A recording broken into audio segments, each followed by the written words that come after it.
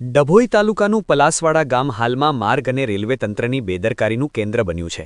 વિશ્વપ્રસિદ્ધ statue of unity તરફ જતો આ મુખ્ય માર્ગ છેલ્લા 1 મહિનાથી વધુ સમયથી વાહનચાલકો માટે મોટી આપત્તિ સાબિત થઈ રહ્યો છે। ધૂળની ડમરીઓ, ઊંડા ખાડા, સાંકડો રસ્તો અને ટ્રાફિક જામ જેવી સમસ્યાઓના કારણે રોજબરોજ અવરજવર કરતા નાગરિકો, વિદ્યાર્થીઓ અને પ્રવાસીઓ હેરાન પરેશાન છે। નોકરિયાતો, પ્રવાસીઓ ત્રસ્ત। પલાસવાડા ગામના ફાટક પાસે ધૂળની ડમરીઓ, ટ્રાફિક જામ કાયમી સમસ્યા। ડભોઈ તાલુકાનું પલાસવાડા ગામ હાલમાં માર્ગ અને રેલવે તંત્રની બેદરકારીનું કેન્દ્ર બન્યું છે। વિશ્વપ્રસિદ્ધ સ્ટેચ્યુ ઓફ યુનિટી તરફ જતો આ મુખ્ય માર્ગ છેલ્લા 1 મહિનાથી વધુ સમયથી વાહનચાલકો માટે મોટી આપત્તિ સાબિત થઈ રહ્યો છે।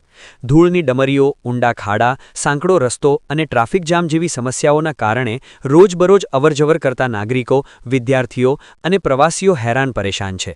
ફાટક પર રેલવે દ્વારા નવીનીકરણની કામગીરી ચાલુ હોવાથી છેલ્લા લગભગ 1 મહિનાથી રસ્તો સાંકડો કરી દેવામાં આવ્યો છે। ફાટકની આગળ અને પાછળના ભાગે માત્ર મેટલ એટલે કે મોરમ અને કપચી નાખી દેવામાં આવી છે, પરંતુ તેના પર ડામરનું પડ ચડાવવામાં આવ્યું નથી। આ અધૂરી કામગીરીને કારણે રસ્તા પર ધૂળની ડમરીઓનું સામ્રાજ્ય છવાયું છે।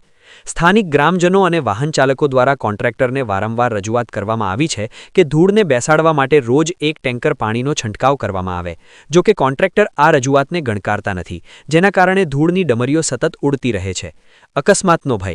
ઉડતી ધૂળને કારણે ઘણીવાર સામેથી આવતા વાહનો પણ સ્પષ્ટ દેખાતા નથી, જેના પરિણામે અકસ્માતના બનાવો વધવાનો ભય તોળાઈ રહ્યો છે। Asha news Gujarati bureau report, Vadodara. શું તકલીફો પડે છે? આપણે તકલીફો એવી છે કે આ રોડ પર જે એકલી પેલા ગ્રેવલ એકલા નાખી દીધા છે, એના કારણે ધૂળની ડમરીઓ ને એ બધું ઉડે છે। એના કારણે એટલી હાલાકી પડે છે કે એક્સિડન્ટ બી થાય છે અને ટ્રાફિક જામ થઈ ગયો છે। અને એના કારણે આ બાજુ ભીલાપુર સુધીની લાઈનો છે અને આ બાજુ પલાસવાડા હનુમાનજી લગીનની લાઈનો છે અને એના કારણે કકળાટો ઊભા થાય છે અને ધૂળ બહુ જ ઉડે છે અને પ્રદૂષણ જેવું લાગે છે। તો ખરેખર સત્વરે રોડ બનાવવો પડે એમ છે અને રોડ ઉબડ ખાબડ છે, તો એના કારણે એક્સિડન્ટ થાય। જો આ ગાડી પણ ફસાઈ જો હમણાં, એટલે આવી પરિસ્થિતિઓ થાય છે। આ પાછળ લાઈન લાગી ગઈ, તો એના કારણે એક્સિડન્ટનો ભો થાય છે અને કકળાટો પેદા થાય છે। તમારી શું માંગ છે? મારી માંગ એ છે કે સત્વરે રોડ વહેલી તકે બનવો જોઈએ। ફાટક મોટી કરી અને ફાટક બી મોટી કરી છે, પણ રોડ નથી બન્યો તો શું થશે? મુશ્કેલી મોટામાં મોટી એ છે।